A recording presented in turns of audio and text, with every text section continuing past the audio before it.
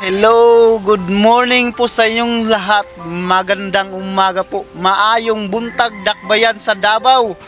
Madayaw, Davao. So nandito po ako ngayon sa Ulas, Davao City.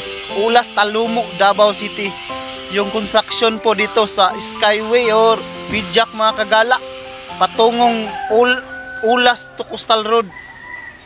So update po tayo ngayon kasi nag 1 month na yung video ko. So ating tingnan nyo ano bang natapos na dito, ano bang improvement dito. So samahan nyo ako at tingnan natin yung mga proyekto dito sa Davao City. So ano pang hinintay nyo mga kagala? Tayo na! Yan po, yan pong patungong diversion road to San Pedro, Bangkal. At sa doon patungong Torel po. At dito patungong Bukidnon, Kalinan to Bukidnon. So ngayon update tayo ngayon sa mga proyekto dito sa Talumok, Ulas, Talumok, Davao City. So tingnan po natin ano ba yung mga improvement dito. Ito po yung construction dito sa patungong Ulas to Coastal Road, Talumok Coastal Road.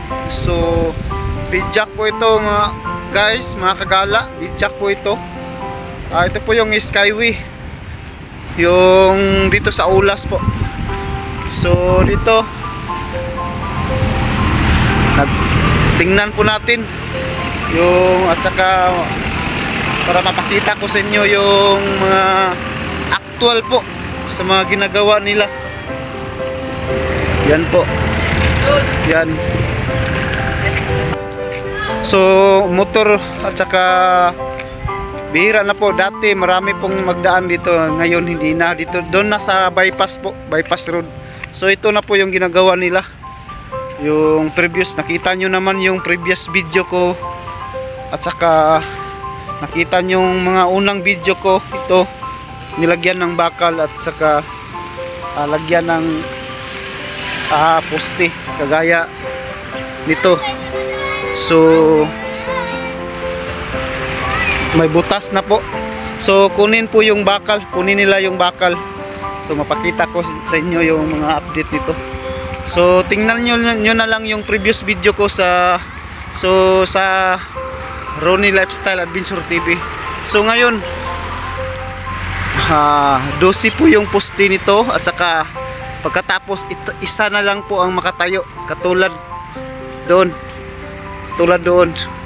So sorry po na ngayon lang po ako naka-update ng video. So ngayon pakita ko sa inyo yung mga update na video kasi 1 month na po yung video ko dito sa Ulas, Talumok, Davao City. So ating tingnan to, napakalaki po. Ito na po yung poste. Yung kanina napakita ko sa inyo yung may bakal. So kunin yung mga bakal at saka ito na po yung makatayo. Yun. So tingnan po natin yung butas mga yan. Nakita nyo yung kanina maraming yung nakatayong bakal at saka may buhos pa. Nakita nyo? 1, 2, 3, 4, 5, 6, 7, 8, 9, 10, 11, 12 po yung poste na yan. So naging isa na yan katulad doon. Yan. So napakasolid po yung proyekto dito. So by the way, nag-construct nito Jima Construction. So shout out sa Jima Construction na napakapulido po yung mga ginagawa nila. So yan. Yan po. So napaka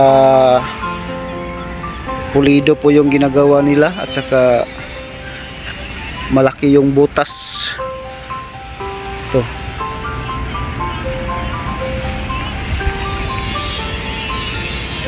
Yan.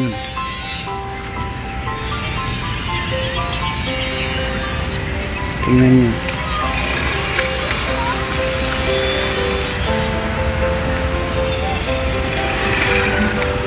Boss, muna tindog dira. Sumurji dahil ni tindog dahil. Oh, shout out. Shout out boss. Yan yung hawa man. So ito napakalaki po yung poste. Dito po ilagay dyan. So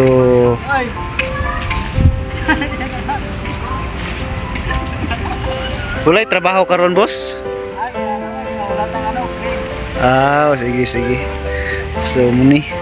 So puntahan pa natin yung sa dulo. So punta pa tayo. So samahan nyo ako para ating tingnan sitwasyon dito sa Ulas, Davao City, sa daang dalan patungong Kalinan to Bukidnon. So may pagkain dito. So yan po.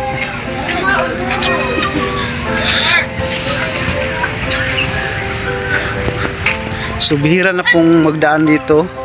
Wala na pong mga sasakyan. So doon na kung galing kang downtown San Pedro, hindi ka na magdaan dito. Doon na po kayo sa bypass road. Yan. Ito po yung sinasabi ko sa inyo. Mahirap po magbuhos pag may tubig. So ito, problema po to. So yan. Kanina walang tubig kasi hinintay po yung mga train. Yung train po. So ito, may tubig na. So napakahirap po magtrabaho pag may tubig na. So hello. So ito na po. Napakalaking butas po. So pulido po yung construction dito sa Jima Construction. So by the way po, dalawa po yung nag-construct dito, Rocky Construction at saka Jima Construction. So ditong banda patungong Kalinan po, Jima Construction po, at saka sa kabila patungong Coastal Road, Rocky Construction. So puntahan po natin mamaya. So dito tapunan pa natin yung ibang poste. So yan, punong-puno ng tubig. Napakahirap po ito. Napakahirap po ito umpisahan kasi may tubig na po. So balik na naman sila sa umpisa. Kunin po yung tubig at saka yan, trabahoso na po. So by the way po, yan, may poste na po. Dami nang nakatayo dito. Sa unang video ko, ilan na po? 3, 1, 2 pa po yung poste ko, posting na pakita ko sa inyo. So ngayon, ito na pong poste. So yan. So bago lang, kanina lang po nang tinanggal to sa yung mga yan, yung para mabuhusan to. Yan po. Yan. Yung mga bakal. So yan. Hamis kayo. Hamis pa sa gugma. Char. So tinanggal na po ito para doon na ilagay sa kabila. So lapitan po natin. So magdandahan ka dito maglakad kasi marami pong mga tire wire po. Yan po, yan. Yung bakal galing dyan, ilalagay po nila dito. Yan, assemble na po nila. Kita nyo. So ito.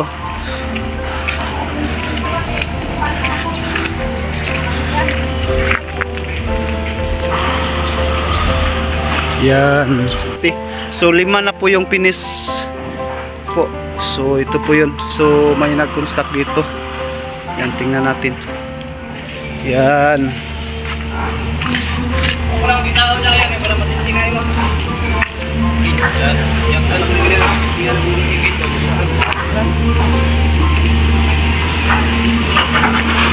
Yan po.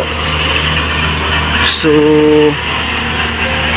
yan po ni-explain ko sa iyo kanina. Yung butas na po yon. Ito po yung buhos po, kunin nila yung bakal at saka yan, Yan po, katulad po doon sa napakita ko sa inyo, yung marami pong bakal kung anong tawag dyan, mating. So ito na po, napakalalim po. Yan.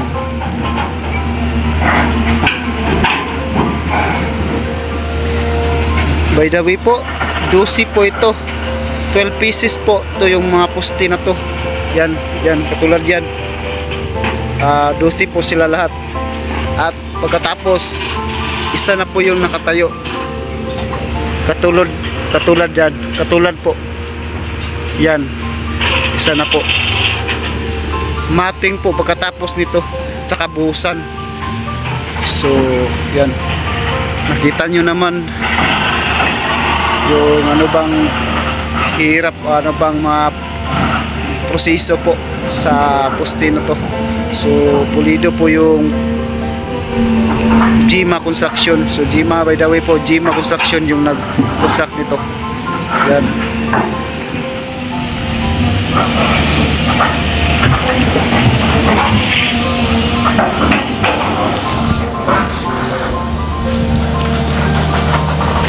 Yan po.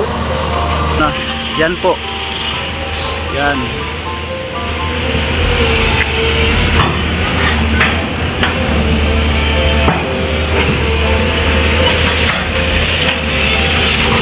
Yan po ang mga so dito sa papuntang dito sa kabila, finish na po yung poste dito. So yan po.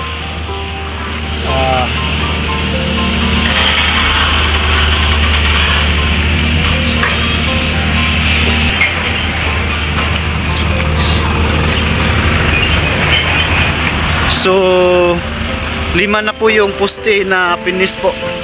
Yan, katulad po diyan.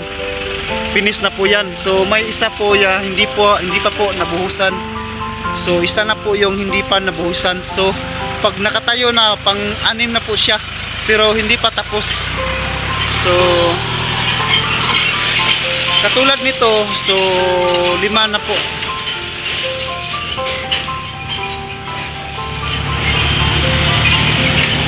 Yan po.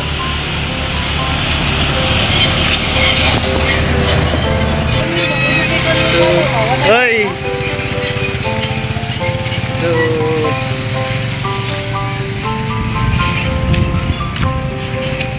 yan. Yan. So, kaibigan ko, nakita niya ako. So, kasama ko sa church, sa simbahan po. Yan. Yan, bilis na po.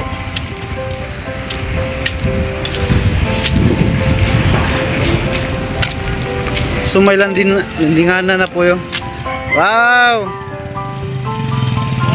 Hi. Shout out. Kaibigan ko, si Henry Boy. So yan. Wow. Sige, amping. Ito na po yung yan.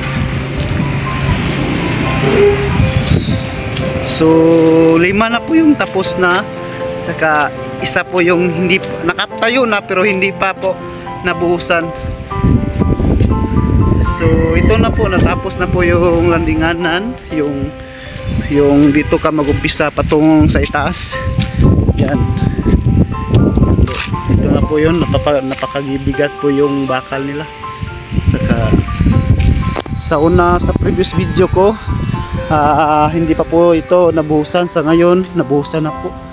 So dito na po yung kumbaga entrance po, o kumbaga landinganan po.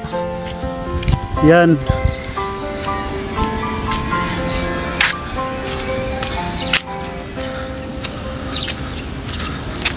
Yan. So nakita niyo sa dulo. So ito na po yung galing doon Kalinan to Bukidnon. So paakyat po dito. Yan. Ito po yung anong tawag nito? Landinganan po. Dito mag-umpisa po paakyat. Pato ang naalala nyo, nakita nyo yung tulay po sa Tagum City, yung bridge po. Ganito po. Katulad po doon. Mamaya dito malandinganan po. Dito magumpisa. Patungong Coastal Road. Yan. So ito pong tinatayuan ko. Papunta na po ito sa Kalinan to Bukidnon. So yan. Yan.